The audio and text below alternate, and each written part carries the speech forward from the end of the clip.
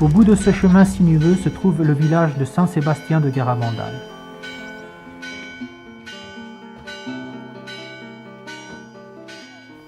En 1961, cette communauté isolée de 80 foyers et 300 habitants menait une vie inchangée depuis des siècles, travaillant de longues heures dans les champs et supportant les rudes hivers avec peu de confort.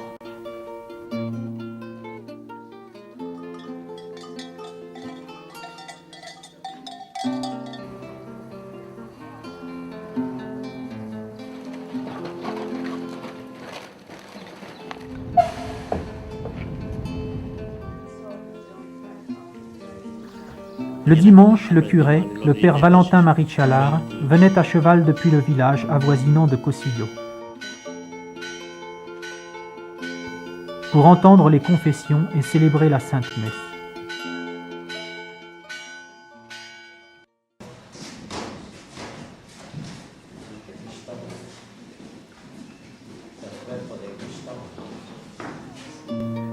Les origines du village demeurent obscures. Mais celui-ci s'est toujours distingué par sa constante dévotion à la foi catholique.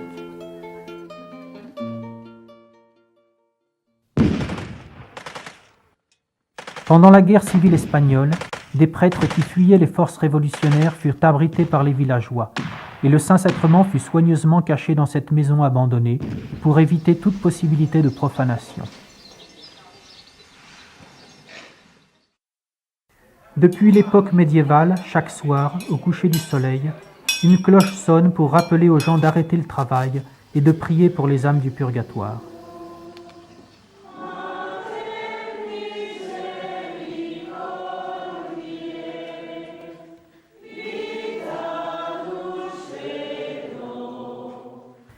Depuis 500 ans, les gens du village récitent leur chapelet et la litanie de la Vierge tous les soirs dans cette église de Saint-Sébastien.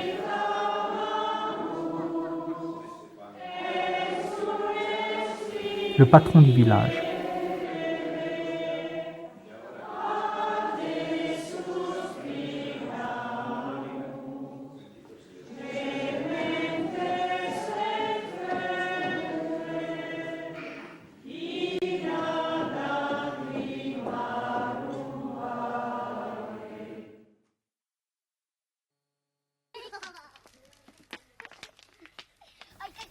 Le dimanche 18 juin 1961, à 8h30 du soir, 4 amis jouaient dans ce chemin rocailleux à l'extrémité sud du village.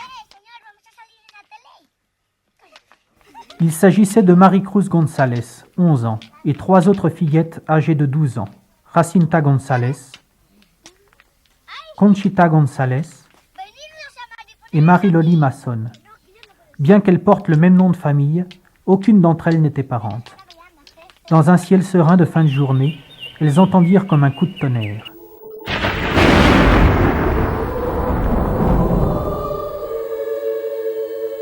Soudain, Conchita tomba à genoux, la tête rejetée en arrière, alarmant ainsi les 3 autres fillettes, qui la croyaient malade. Elle était sur le point de courir chercher sa mère, quand la même chose leur arriva. Au-dessous de lui se trouvait un écriteau, mais elle n'arrivait pas à lire les mots qui y étaient inscrits. Les 12 jours suivants, l'ange leur apparut à plusieurs reprises. Puis le 1er juillet, il leur adressa la parole pour la première fois, disant qu'il était l'archange Michel et que le lendemain, dimanche, la Sainte Vierge leur apparaîtrait comme Notre-Dame du Carmel.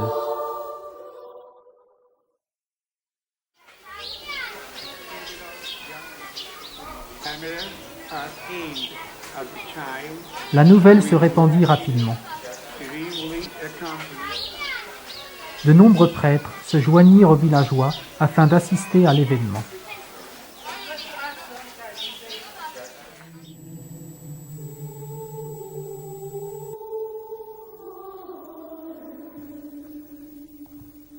La Sainte Vierge apparut avec l'archange Michel d'un côté et de l'autre un autre ange qui lui ressemblait vraiment.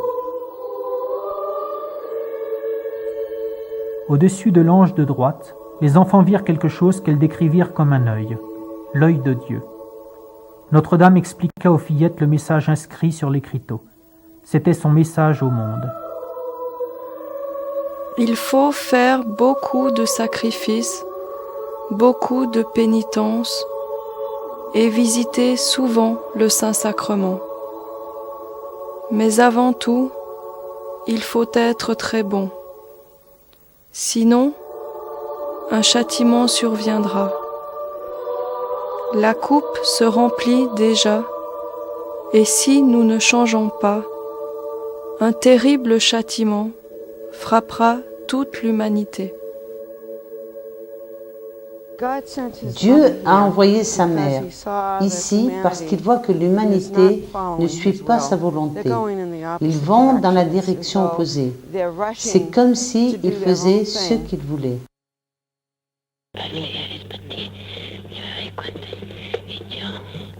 Elles parlèrent ouvertement avec la Mère Céleste. Ave Maria, llena eres de gracia. Ceci est un enregistrement d'une des fillettes récitant son chapelet, lentement, pendant une apparition, comme la Vierge leur avait appris. Entre las mujeres, y bendito es el fruto de tu vientre, Jesús. Santa María, Madre de Dios, Au cours des 4 années suivantes, la Vierge apparut plus de 2000 fois, à toute heure du jour et de la nuit, et souvent plusieurs fois de suite. Parfois, elle portait l'enfant Jésus dans ses bras. Les visions des jeunes filles étaient précédées de 3 appels intérieurs, qu'elles décrivaient comme 3 joies. Au 3e appel, elles couraient à la rencontre de notre Sainte Mère, et se jetant à genoux sur les rochers pointus, elles entraient en extase. Elles avaient la tête rejetée en arrière, les pupilles dilatées et le visage serein. Elles étaient insensibles aux piqûres, aux brûlures, au contact physique ou aux lumières fortes dirigées dans leurs yeux. Après une de ces apparitions, les mollets de Jacinta étaient couverts de piqûres d'épingles infligées par un médecin.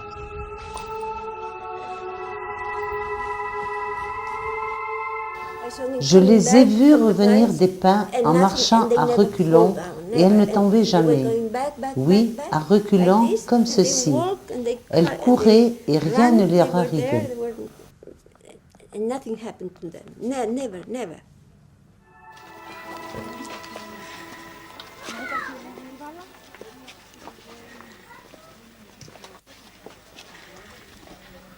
Pepe Diez était le maçon du village et un de ceux qui aidèrent à protéger les enfants.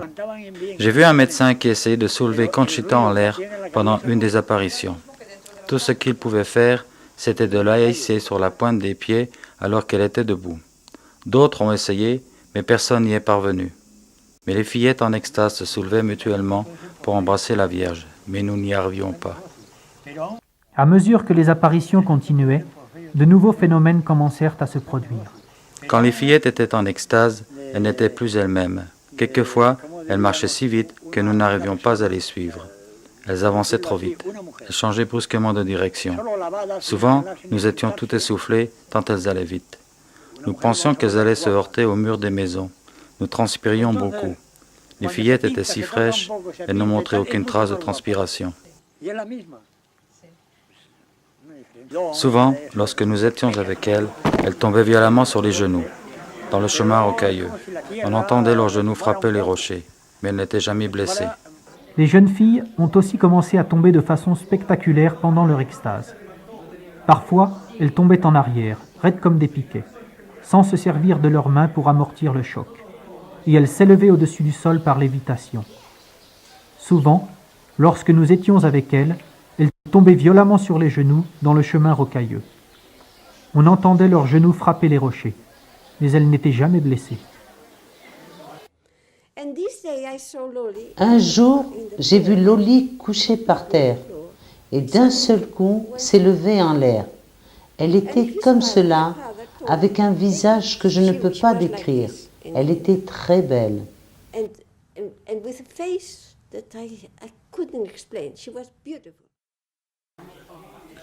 Deux des nombreux prêtres qui ont été témoins des événements de Garabandal, avec l'autorisation de l'évêque local, étaient le père Luis Maria Andreu, un jésuite de 38 ans, professeur de théologie à Una, en Espagne, et son frère, le père Ramon. Lors de ma première visite à Garambandal avec mon frère Luis, pour lui c'était sa seconde visite, nous avons vu Jacinta et Marie-Loli en extase, près des pins. Elles étaient transformées. Leur visage était très beau. Je me suis dit, si tout ceci est vrai, que l'une des fillettes sort de son extase. À ce moment même, l'une d'elles est sortie de son extase. Comme preuve supplémentaire, je me suis dit qu'elle rentre maintenant en extase. Elle l'a fait immédiatement. Je me suis tourné vers Luis et lui ai dit, fais attention à ce que tu penses, car la transmission de pensée est fulgurante ici. La nuit du 8 août 1961, pendant qu'il observait les jeunes filles en extase, le père Luis cria 4 fois « Miracle! Miracle !» Maximina González est la tante de Conchita et la confidente de la voyante. Elle se rappelait très bien du père Andreu.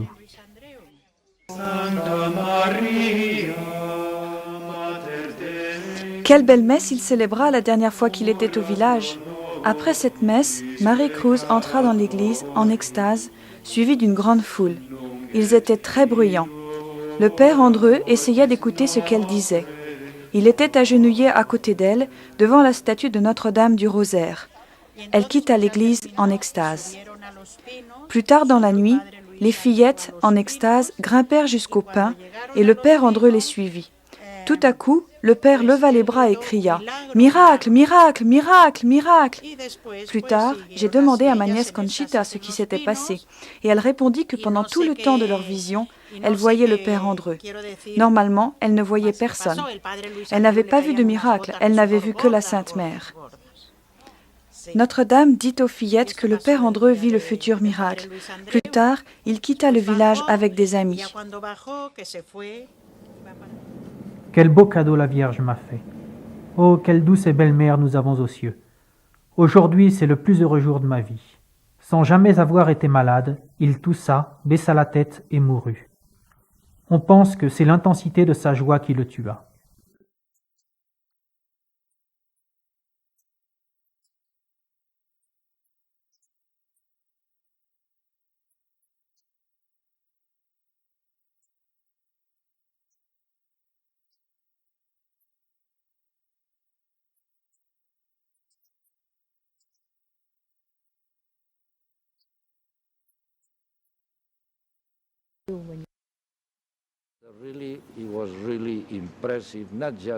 La mort de mon frère est pour moi un grand mystère. Les médecins parlent d'un arrêt cardiaque, mais il n'était pas malade.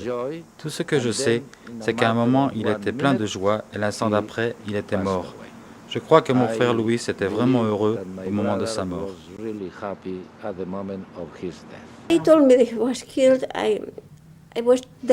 Mercedes Salissage, écrivain, qui habite Barcelone, cherchait à savoir si son fils Michel, mort à 21 ans d'un accident de voiture, était au ciel.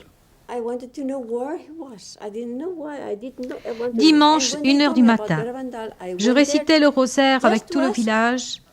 Alors, une amie décédée depuis dit à Loli, « La Vierge t'a dit quelque chose pour mon amie ?»« Oui, mais elle m'a dit de le dire dimanche. Mais nous sommes dimanche. Dis-le lui, elle est si malheureuse et souffre beaucoup. » Alors Loli répond, « La Vierge m'a dit que Michel est au ciel. » « Mais comment sais-tu que mon fils s'appelle Michel ? » Parce que la Vierge me l'a dit. Alors je l'ai cru, car Loli ne savait pas que mon fils s'appelait Michel. Moi, je souffrais beaucoup parce que jeudi, vendredi et samedi saint, les petites ne me donnaient pas la croix à embrasser. Elles passaient et repassaient, sans me donner la croix à embrasser. Alors je pensais que j'étais la personne la plus mauvaise du monde. Après, j'ai appris par Loli qu'il fallait que je vive avec le Christ un peu de sa passion. Car non seulement je n'avais pas de réponse pour mon fils, mais en plus, elle ne me donnait pas la croix à embrasser. Et j'étais désespérée. Dès qu'elle m'a donné le message, elle me donna aussi la croix à embrasser plusieurs fois et la première. Ce même jour, Loli eut une extase en lévitation. Elle était donc au-dessus du sol. Son papa me dit de passer sous elle le bâton qui me servait de canne. Ensuite, elle descendit tout doucement jusqu'au sol. Elles avaient un visage très beau et quelquefois de grosses larmes. Elle pleurait souvent et je n'ai su jamais pourquoi. Elle passait du rire aux larmes.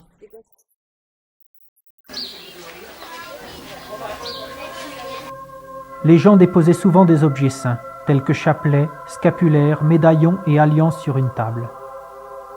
Les jeunes filles les offraient ensuite à Notre-Dame pour qu'elle les baise. Après, elles rendaient toujours les objets à leur propriétaire sans se tromper, même si elles n'avaient aucun moyen de savoir à qui chaque objet appartenait.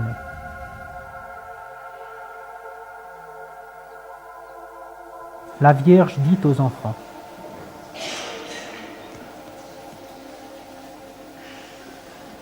par le baiser que j'ai posé sur ces objets, mon fils fera miracle, merveille et prodige.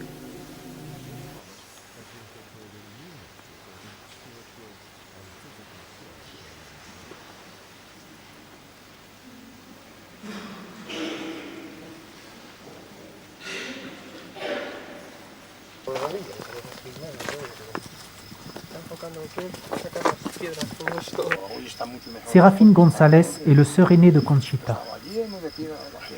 Parfois, des visiteurs au village m'ont demandé si je me rappelle quelque chose de spécifique, ou même de général sur les apparitions. Je me souviens de tout. Je me rappelle les nombreuses fois où les visions ont eu lieu, spécialement de nuit et par tous les temps, par temps de neige, d'orage et de grêle. Les nombreuses fois où les enfants en extase ont traversé le village en courant, la tête rejetée en arrière, regardant la vision. Quelquefois, j'étais derrière ma sœur Conchita. Je m'inquiétais car il faisait noir. Je pensais qu'elle allait se cogner la tête contre les murs en pierre des maisons. Elles ont marché à reculons depuis les pins là-bas jusqu'à l'église à genoux. Tout ce qui s'est passé ici m'a laissé une impression très forte. Ensuite, les messages m'ont convaincu que c'était vraiment Notre-Dame qui leur apparaissait. Je voyais que les messages qu'elles écrivaient ne pouvaient pas venir des filles elles-mêmes. Aujourd'hui, nous voyons ces prédictions se réaliser. La Sainte Vierge dit à Conchita que Saint Michel délivrerait un message en son nom, car cela la peinait de le transmettre elle-même. Comme l'on ne s'était pas conformé à son premier message, elle avertit que celui-ci serait le dernier. Beaucoup de gens étaient présents ce jour-là. J'étais inquiet. Je croyais que Conchita allait être écrasée.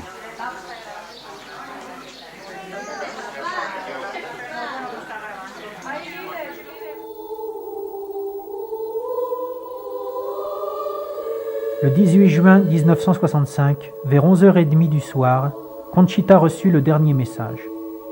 Il fut filmé par la télévision espagnole.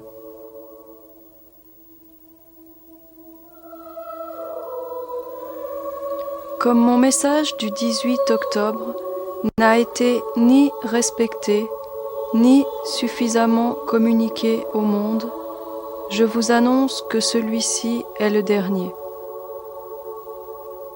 Auparavant, la coupe se remplissait, maintenant elle déborde. Beaucoup de cardinaux, beaucoup d'évêques et beaucoup de prêtres marchent sur le chemin de la perdition, entraînant de nombreuses âmes avec eux. De moins en moins d'importance est donnée à l'Eucharistie.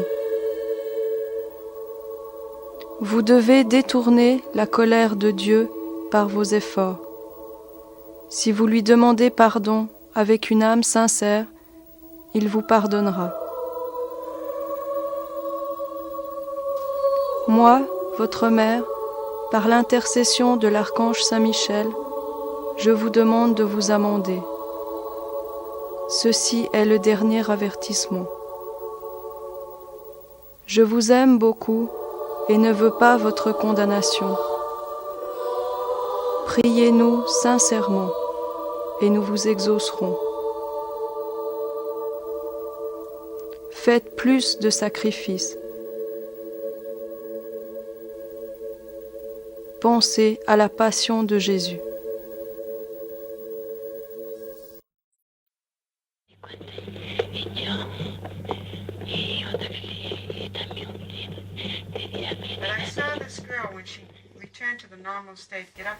J'ai vu cette fille quand elle est revenue à son état normal se relever.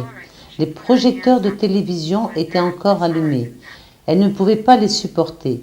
Elle a mis ses mains au-dessus comme ceci. Je l'ai vue faire ça, mais en extase, elle ne sciait point. Notre Sainte Mère donna 2 autres messages à Marie-Loli et Jacinta. Le monde vit comme s'il n'attendait pas un châtiment. Le monde doit changer et il n'a pas changé du tout. Il est devenu pire. Si nous pensons à la passion de Jésus, nous commettrons moins de péchés, car nous nous rappellerons combien Jésus a souffert pour nous. Depuis 1963, Maria Saracco consacre sa vie à la promotion des messages de Garabandal. Elle était présente lors du dernier message.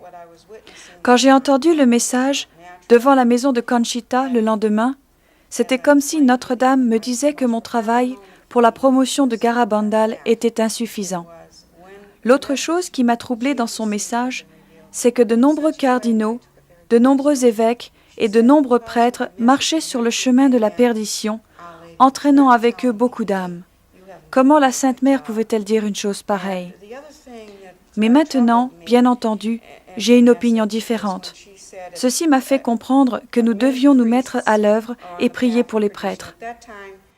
Dress with decency if you wish to be saved, because the styles will drag you to eternal fire.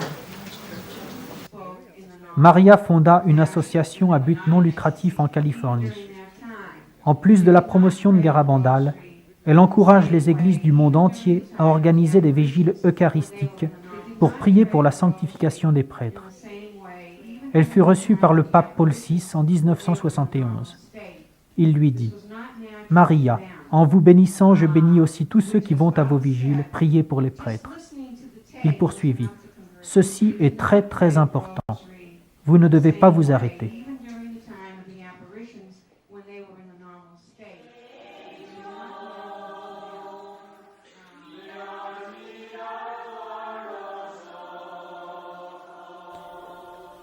Pour confirmer le caractère surnaturel des événements, Saint Michel dit à Conchita qu'à une certaine date, l'hostie invisible qu'il donnait aux fillettes deviendrait visible sur sa langue.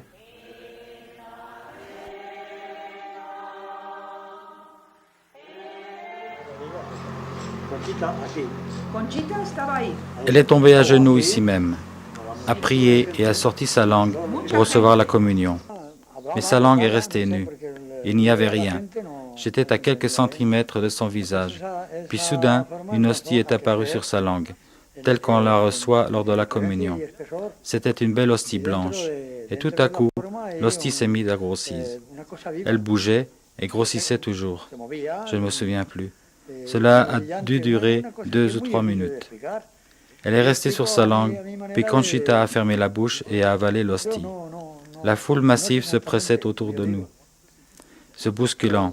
Tout le monde voulait voir Conchita. Tout le monde voulait prendre des photos.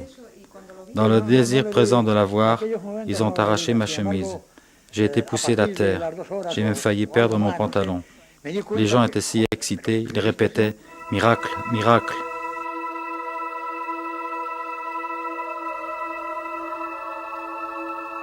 Parmi tous les appareils photographiques qui étaient là, seule une caméra de 8 mm réussit à fixer le miracle sur film.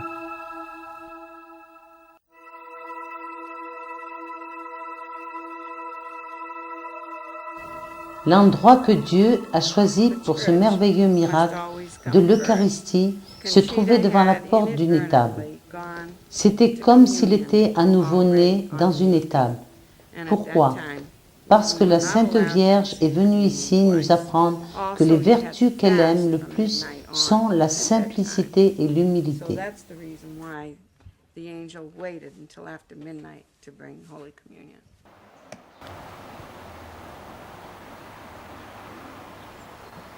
Une amitié qui dure depuis plus de 30 ans commença la nuit du miracle. Le docteur Jean Caux, un chirurgien esthétique français renommé, avait entendu parler des extases qui avaient lieu. Et ayant un intérêt professionnel pour la beauté, il voulait inclure ce sujet dans un film intitulé « Extase et beauté ». Il était à moins de 2 mètres de Conchita lorsque l'hostie apparut.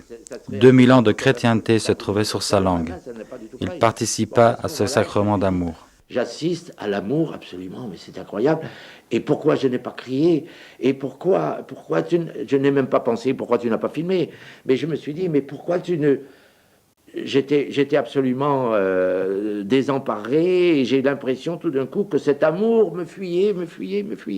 Et j'ai dit, mais pourquoi moi je n'ai pas pu crier? Pourquoi moi je suis là et je ne pouvais rien faire, voilà. Donc, conclusion, je me suis dit, ils sont partis quand Conchita, après la rentrée, sa magnifique langue et son hostie, et ils sont partis tous. Et moi, je suis resté dans mon... Je sais pas, j'ai cherché un endroit pour être seul, et je suis allé contre le mur. Je suis donc allé me mettre contre le mur de la petite maison qui était dans la rue. Et là, j'ai dû pleurer. Je crois que j'ai pleuré. Bon, je me suis laissé aller. Bon, et puis... de sentir que j'avais peut-être perdu, je ne sais pas, cette miséricorde de Dieu, sans doute, que j'avais perdu l'amour de Dieu. Voilà. J'avais perdu l'amour de Dieu, apparemment. Bon, et alors, il y a quelqu'un à ce moment-là, tout d'un coup, qui se manifeste, je ne sais pas parce qu'il a bougé ou s'il m'a parlé, je ne peux pas me rappeler, et tout d'un coup, on échange quelques mots, et je lui dis, mais pourquoi vous êtes là? D'un air de dire, qu'est-ce qui vous est arrivé quelque chose, peut-être, comme moi. Et à ce moment-là, il me dit, mais je suis tellement dans la joie. J'ai dit quoi? J'ai filmé, j'ai vu la naissance de l'hostie sur la langue de Conchita.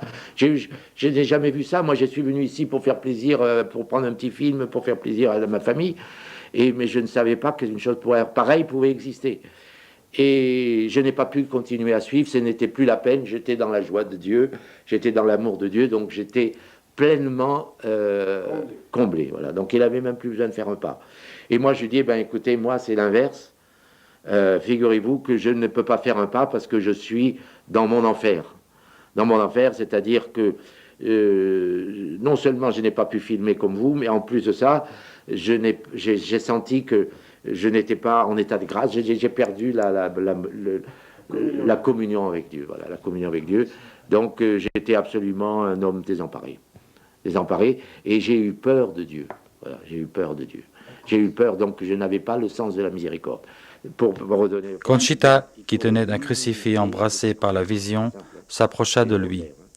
Il embrassa le crucifix et sentit un retour de joie immédiat. Après cela, il alla en confession et mit sa vie en ordre. Pour lui, Garabandal est un arc-en-ciel, l'opposé du désespoir. Un arc-en-ciel quand même, hein. C'est-à-dire c'est l'opposé du désespoir. Voilà. L'homme auquel j'avais parlé cette nuit-là était Alejandro Damians, un homme d'affaires de Barcelone. Il avait reçu une simple caméra vidéo 8 qu'il n'avait jamais utilisée auparavant. Il fut le seul capable de fixer le miracle de l'hostie. Comme le docteur Co, M. Damiens avait fondu en larmes à la vue du miracle. Mais pour lui, c'était des larmes de joie, car cette expérience lui avait donné une idée de la nature de la béatitude éternelle, la possession de Dieu.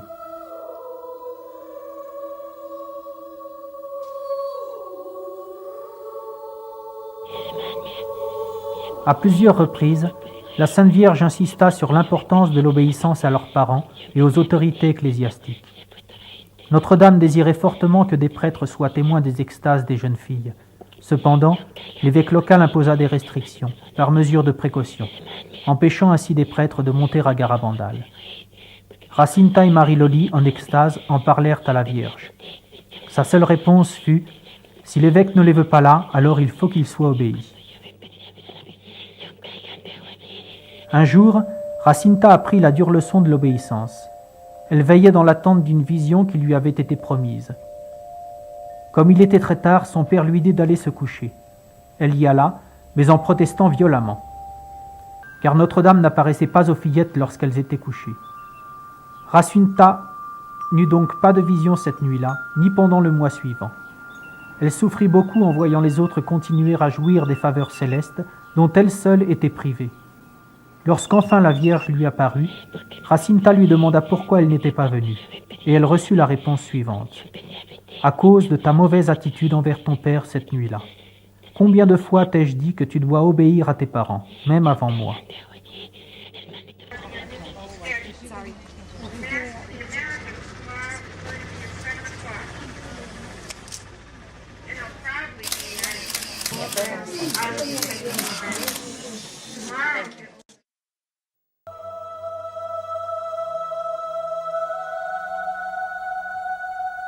La vue de leurs enfants qui semblaient souffrir physiquement et qui devaient subir les moqueries des sceptiques rendit ces années très difficiles pour les parents.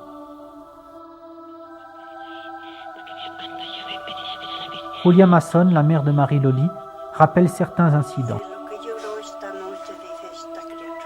Ma fille pleurait beaucoup pendant ces extases. Son père disait qu'elle souffrait beaucoup.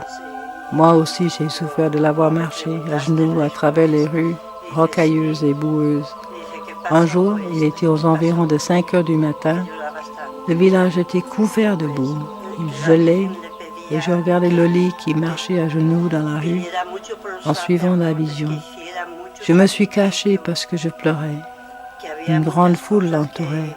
Elle ne pouvait pas me voir. Je me cachais là où se trouve actuellement la maison de Jacinta. 2 hommes m'ont trouvé. Ils m'ont dit que Loli disait « Ma mère pleure ». Je pleurais parce que je pensais qu'elle allait se rendre malade. J'avais très peur.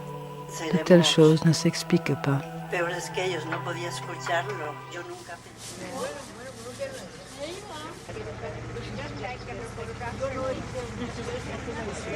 When she was to take her to the pines to pray. And she was a normal girl like anybody else. She used to go to school, and she was always a good girl. La Sainte Vierge existe. Si elle vient quand elle vient pour faire des miracles, parce qu'elle était là. Si elle a promis de venir, elle viendra. Si elle ne vient pas, c'est un mensonge. Mais parce qu'elle ne dit pas de mensonge, elle viendra un jour.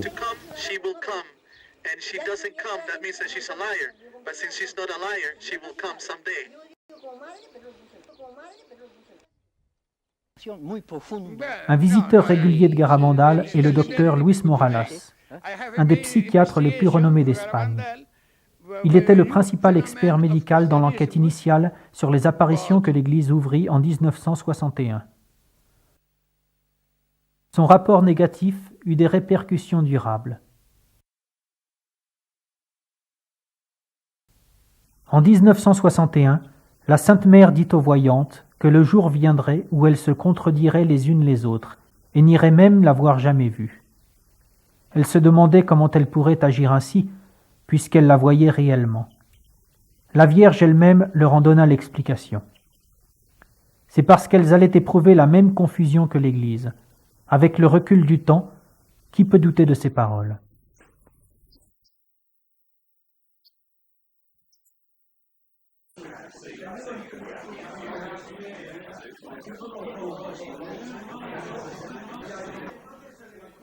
Au cours de l'année 1962, les jeunes filles furent examinées par d'éminents médecins et psychiatres. Un pédiatre, le docteur Ricardo Puncerno, éminent neuropsychiatre espagnol, effectua l'examen le plus approfondi. Il certifia que les filles étaient toujours complètement normales et que les extases ne correspondaient à aucune catégorie de phénomènes psychologiques connus. D'un point de vue strictement scientifique, on ne peut pas nier la possibilité d'une origine surnaturelle dans tous ces phénomènes.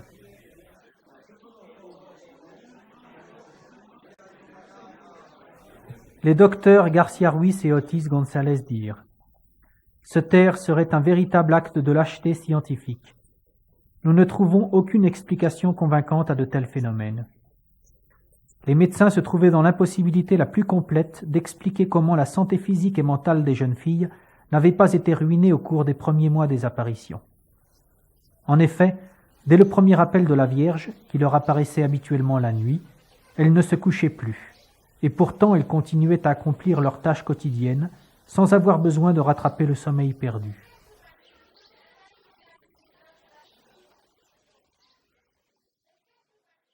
I have made investigation of Garabandal.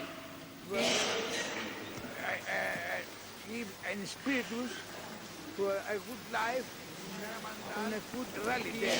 Si je suis ici aujourd'hui pour vous parler des apparitions de Notre-Dame de Saint-Sébastien de Garabandal, c'est parce qu'elle a elle-même produit en moi ce changement d'attitude. De plus, je vous parle ici avec la pleine autorisation de la hiérarchie ecclésiastique. En réalité, les extases des 4 voyants de Garabandal étaient des expériences mystiques supérieures comparables à celles décrites par Sainte Thérèse d'Avila et Saint Jean de la Croix.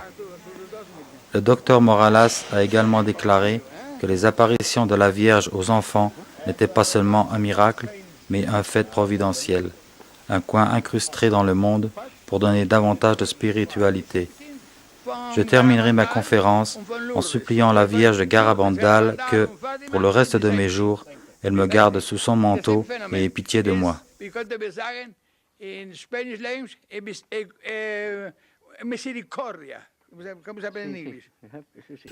Le père Valentin vint à Cosio comme curé en 1947. Garabandal faisait partie de sa paroisse. Il fut témoin de 500 à 600 extases. Yes, he said that while he was there, all the time, they said mass there also. Al principio me preocupé mucho porque la cosa me parecía seria. Je fus la première personne à interroger les jeunes filles et j'étais inquiet. Je fis mon rapport à l'évêque. At first, he was very worried because he thought that it was something serious, and he went to the bishop to tell him. D'abord, je ne croyais pas vraiment que les enfants voyaient Notre-Dame. Il se passait ici des choses vraiment bizarres. Je me mis à croire fermement aux apparitions après en avoir eu la preuve directe. L'évêque du diocèse, l'évêque Jean del Val Gallo, fut témoin de 3 de ces apparitions alors qu'il était encore jeune prêtre, et fut brièvement membre de la commission établie pour examiner les événements. Devenu évêque, il initia une nouvelle enquête en 1988. C'est ma responsabilité en tant qu'évêque qui m'a poussé à entreprendre personnellement une enquête. Je devais faire quelque chose, car j'estimais que ce qui s'était passé à Garabandal était sérieux. Et parce que c'était si sérieux, il était de mon devoir de découvrir par moi-même ce qui s'était passé exactement. Les résultats ont été transmis au Saint-Siège, à la Sainte Congrégation pour la doctrine de la foi. C'est là qu'il faut communiquer de telles choses. C'est donc là que se trouvent les documents. Ils ont été remis au cardinal Ratzinger. Certes, les messages sont théologiquement corrects, mais il y a un détail qui me tracasse. L'affirmation que beaucoup d'évêques et de cardinaux marchent sur le chemin de la perdition. Cela me paraît un peu sévère. Néanmoins, les messages ne disent rien qui soit contraire à la doctrine de l'Église. Certes, je considère que les messages sont importants parce qu'il y a d'importantes ressemblances avec Lourdes et Fatima. Il est essentiel que nous autres chrétiens vivions en accord avec ce que la Sainte Mère nous a dit dans ses messages. Si nous considérons qu'elle a pu dire ceci, mais je ne dis pas qu'elle l'a fait car ce serait admettre que les apparitions sont vraies. Et tant que l'Église ne s'est pas prononcée à ce sujet, je ne pourrai l'affirmer. Seule l'Église a le dernier mot. Les apparitions n'ont jamais été condamnées. Les précédents évêques n'ont pas reconnu que les apparitions étaient surnaturelles.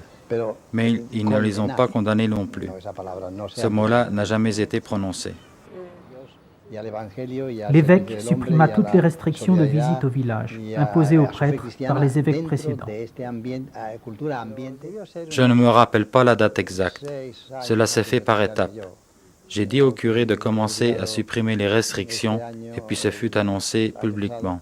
C'était environ 6 ans avant ma retraite, en septembre 1991.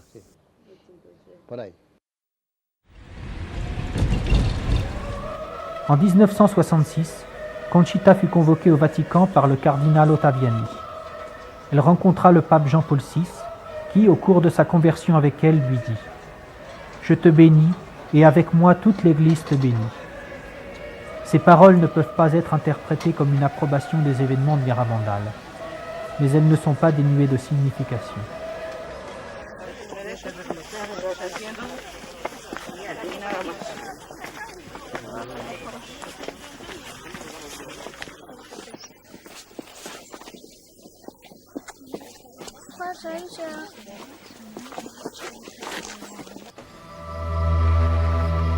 Quatre grands événements surnaturels furent prédits à Garabandal. Le premier est un avertissement pour le monde entier, qui viendra de Dieu, et qui sera vu et ressenti intérieurement par tous les hommes de la terre. À ce moment-là, nous comprendrons le mal que nous avons fait et le bien que nous avons omis de faire. Cet avertissement nous sera donné afin de nous purifier et de corriger la conscience du monde. Chacun reconnaîtra qu'il vient de Dieu. Cela nous préparera à un grand miracle qui constituera le second grand événement. Il aura lieu un jeudi soir, à 8h30, entre le 8 et le 16 avril. La voyante Conchita connaît la date du grand miracle et l'annoncera 8 jours à l'avance. Cela se passera le jour de la fête d'un des saints martyrs de l'Eucharistie, non d'une fête de Notre-Dame, et coïncidera avec un événement important de l'Église. Tous ceux qui seront soit dans le village, soit sur les montagnes environnantes, verront le miracle en regardant au-dessus des 9 pins situés sur la colline qui domine le village. Les malades à leur présence seront guéris, les incrédules croiront. Et un effet du miracle sera la conversion de la Russie. Le corps du père Andréou, qui a été déjà témoin du miracle, sera retrouvé incorrompu le lendemain de ce miracle. Le troisième grand événement sera un signe visible et permanent qui demeurera en souvenir du miracle au pain, jusqu'à la fin des temps.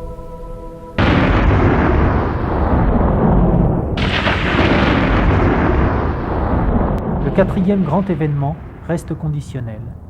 Si les hommes ne se conforment pas au message de la Sainte Mère, alors Dieu enverra un châtiment au monde.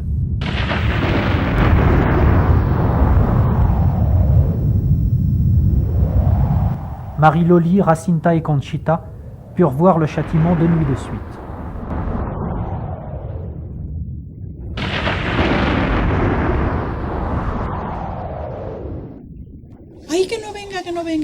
Elles se sont mises à crier. Les mains levées vers le ciel, elles disaient « Par pitié, que cela n'arrive pas, que cela n'arrive pas. Prenez les enfants d'abord, donnez aux gens le temps de se confesser. » Un prêtre franciscain qui était là en visite, le prêtre père Félix Elizalde, a dit « Disons 10 Ave Maria à la Vierge des douleurs. » Dès l'instant où nous avons commencé à prier, les cris se sont arrêtés et les fillettes disaient « Que cela n'arrive pas !»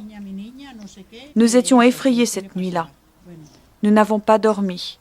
Nous sommes restés près des pins. Les 300 habitants du village se sont tous confessés, à l'exception de 2 hommes. J'ai pensé que c'était la fin du monde. Je voudrais insister sur un point concernant l'avertissement. Aussi effrayant qu'il puisse être, il sera évident pour tous qu'il vient de Dieu. Les athées sauront à ce moment-là qu'il vient de Dieu. Mais cela ne nous tuera pas. Si nous mourons, ce sera d'effroi. De toutes les extases dont j'ai été témoin, je suis convaincu que ce que disaient les jeunes filles était vrai. Je veux dire qu'elles éprouvaient réellement ces visions. Certaines m'ont touché directement. Je considère Garabandal comme l'événement le plus important de ma vie. And that fact of Garabandal, I consider the most important in my life. Pour moi, cela ne fait aucun doute. Tout ce qui a été prédit ici se produira. L'avertissement, le miracle et le signe permanent. La Vierge était ici. C'était surnaturel. Sa sœur Conchita, Marie-Loli et Jacinta épousèrent des Américains. Elles habitent actuellement aux États-Unis. Marie Cruz se maria aussi et habite en Espagne.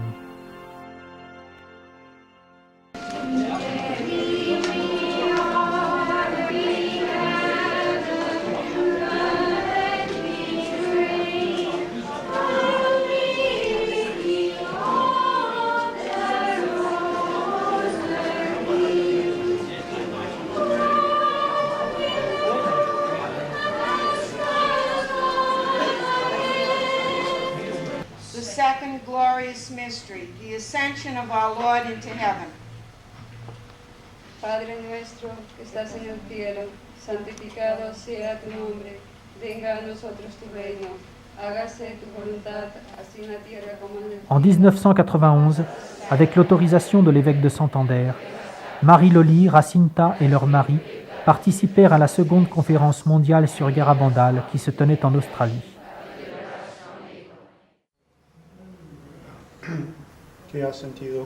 Jacinta est la seule des voyantes à avoir vu le Sacré-Cœur de Jésus. Pues no se puede explicar lo que se siente. Y me mueve cada vez que pienso que lo vi, siento la misma sensación. C'est indescriptible ce que l'on ressent. Chaque fois que je me rappelle la vision, je suis profondément émue.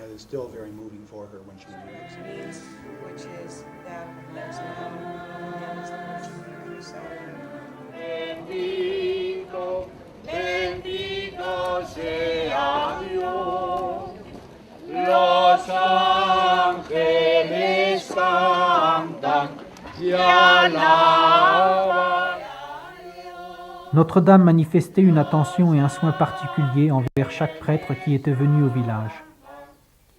La seule personne à voir le futur miracle était un prêtre. Notre-Dame dit aux fillettes, « Un prêtre est plus important qu'un ange. » Elle leur dit que si elle rencontrait un prêtre et un ange, c'est le prêtre qu'elle devait saluer d'abord.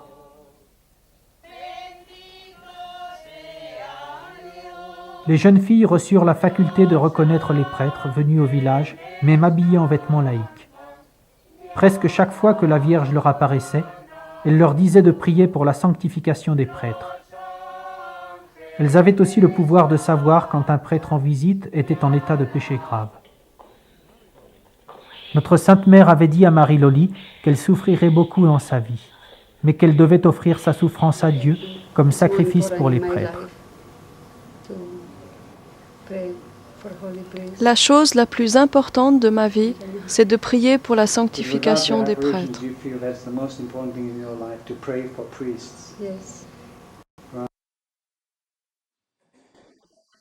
En el nombre del Padre, y del Hijo, y del Espíritu Santo. Amén. El Señor. Tout semble se concentrer sur l'Eucharistie et le sacerdoce. Le miracle à venir, un jeudi, jour consacré à la Sainte Eucharistie. Le jour où notre Seigneur institua le sacerdoce.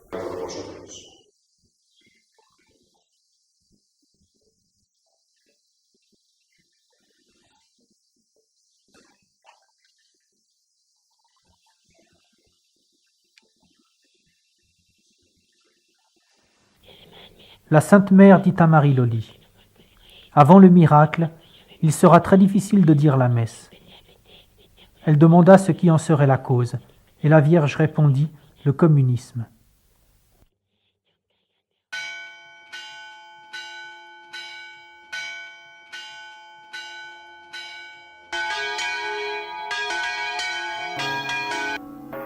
Un jour, la cloche de l'église sonna le glas.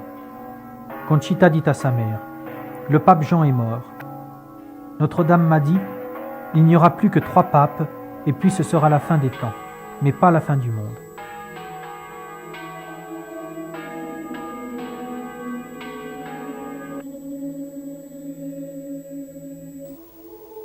Le 12 septembre, Marie-Cruz eut sa dernière extase. Et en janvier 1963, les visions se terminaient aussi pour Marie Loli et Jacinta. Seulement Conchita continua à avoir des visions, mais il y en avait moins et elles étaient plus espacées. Leur dernière apparition fut le 13 novembre 1965. C'était une apparition spéciale pendant laquelle la Sainte Vierge embrassait des objets religieux. Notre-Dame dit à Conchita, « Je ne suis pas venue seulement pour toi, mais je suis venue pour tous mes enfants, avec le désir de les rapprocher de nos cœurs. » Et après cela, elle ajouta, « Conchita, pourquoi ne vas-tu pas plus souvent visiter mon fils, présent dans le Saint-Sacrement? Ne te laisse pas aller à la paresse, alors qu'il t'attend jour et nuit. »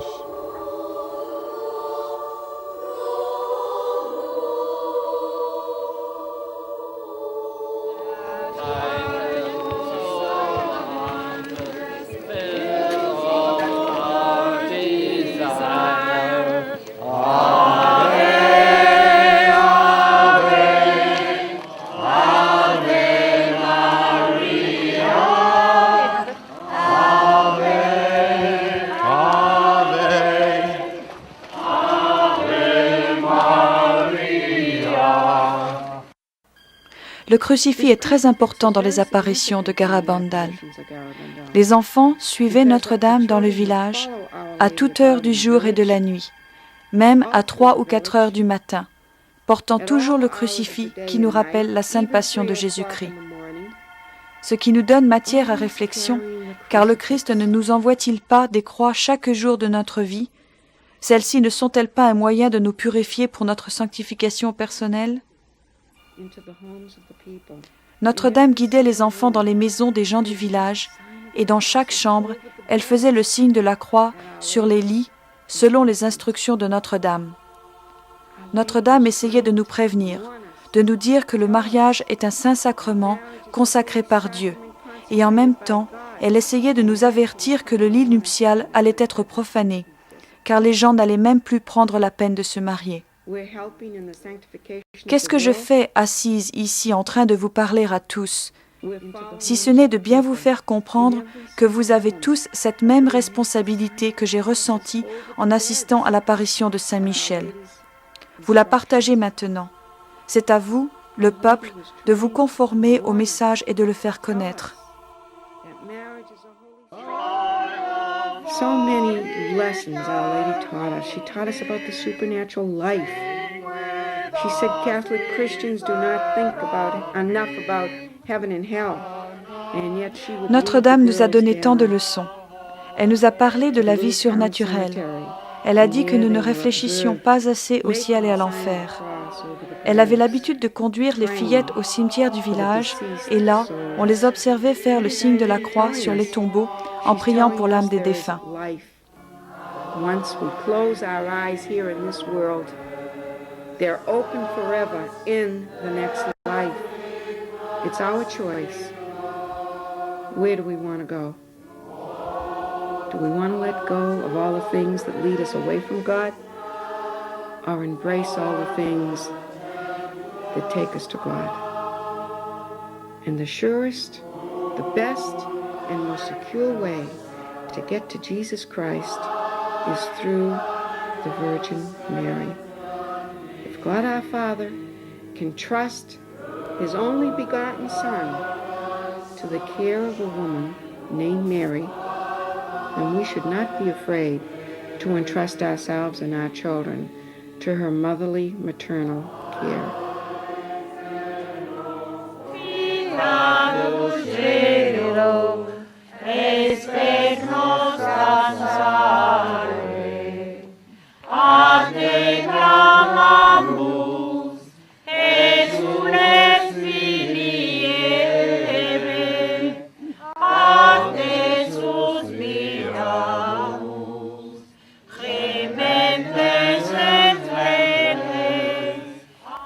Les instruments que la Sainte Mère nous a donnés sont la prière, la pénitence et le sacrifice, pour nous aider et nous donner la force et le courage nécessaires à l'accomplissement de son message. Elle nous dit « Pensez à la passion de Jésus ». Mais d'abord, notre cœur doit être pénétré d'un regret véritable pour toutes les offenses que nous avons commises envers Dieu. Ainsi, il est très très important que tout le monde se confesse à Dieu. Si vous êtes catholique, allez vous confesser. Sinon, repentez-vous et amendez-vous. C'est ce que Notre-Dame demande à chacun d'entre nous, alors il n'y aura plus besoin d'avoir peur. Et rappelez-vous, la vie de l'humanité dépend de notre obéissance à ce message. Ces événements sont d'une grande importance. Ils sont certains, ils sont imminents. La seule chose qui reste conditionnelle est le châtiment que Dieu nous réserve si nous refusons de revenir à lui. Je vous supplie, dites à tout le monde ce que vous avez vu et entendu aujourd'hui. Notre-Dame a promis, oui promis, qu'elle récompenserait chacun de nous.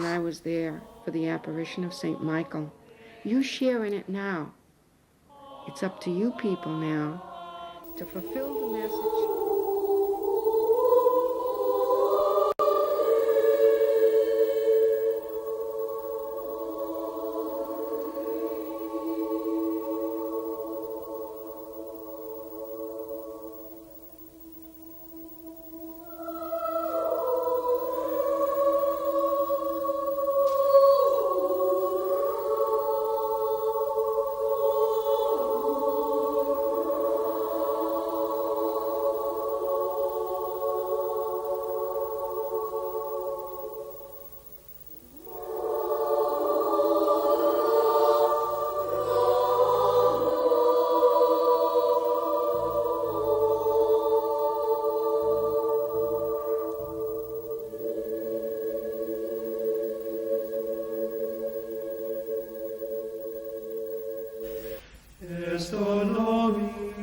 pregustamus.